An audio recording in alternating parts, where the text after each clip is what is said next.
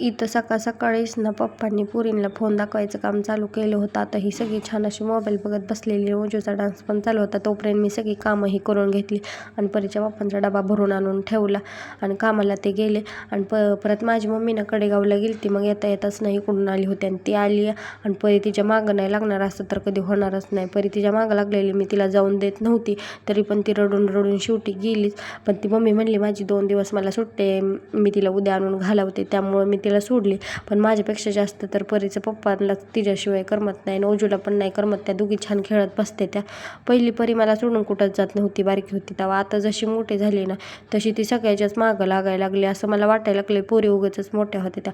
नंतर ना मी थोडीसं म्हणलं वाटलं की पाऊस नाही येणार आणि झाडू मी बाहेर ठेवला होता सुकाय आणि सगळाच भिजून गेला. मला माहीतच नव्हतं एवढा मोठा पाऊस येईल म्हणून. आणि परत परीच्या पप्पांचा पण मी काव खाल्ला, कारण की परीच्या पप्पांनी पण बघितला झाडू भिजलेला. नंतर छान परीचं पप्पा आलतं म्हणून चहा वगैरे केला, समोसा हे खाल्लं, एन्जॉय केला.